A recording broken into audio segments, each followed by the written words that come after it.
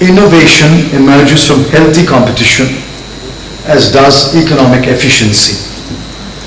When Adam Smith wrote about the invisible hand of the market producing economic outcomes that were the most efficient, he was referring to the advantages accruing from the presence of competitive markets.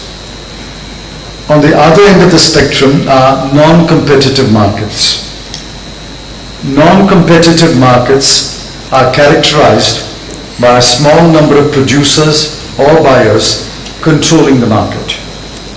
In such a situation, these entities can act as price setters so as to maximize profits at the expense of other market participants.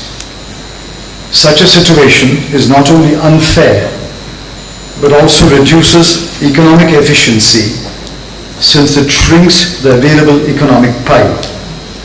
Too little is produced as the monopolist tries to keep his profits high by ensuring goods are scarce. He has little incentive to serve the consumer, since the consumer has little or no choice. There is scant regard for quality or timely delivery. Innovation, efficiency, and customer service suffer or are totally absent.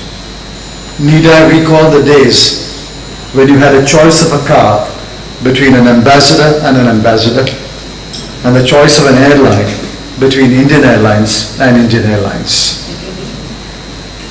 Competition ensures markets are not only beneficial, but they're also fair.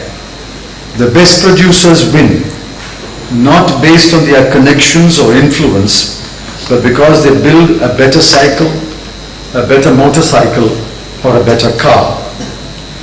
In India, there is an especially important reason to ensure that markets are not only fair, they're also seen to be fair. Our history put business and profits in a poor light.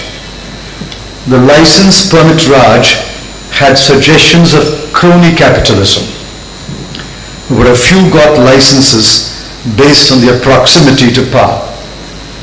The deregulation that started in the early 1990s started the process of dismantling that route to market power. The first evidence of a competitive market is the entry of new players. In my view, the most fascinating development of the last 22 years is the number of unknown entrepreneurs who have built huge and successful businesses and taken over as leaders in their fields. That could not have happened without a competitive and level playing field.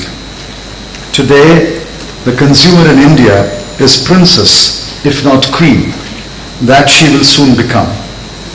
And business is forced to cater to her interests and is therefore seen in a better light.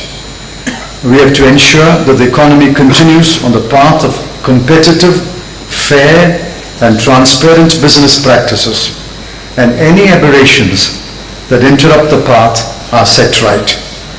Hence the need for an effective competition commission that favors none and spares none.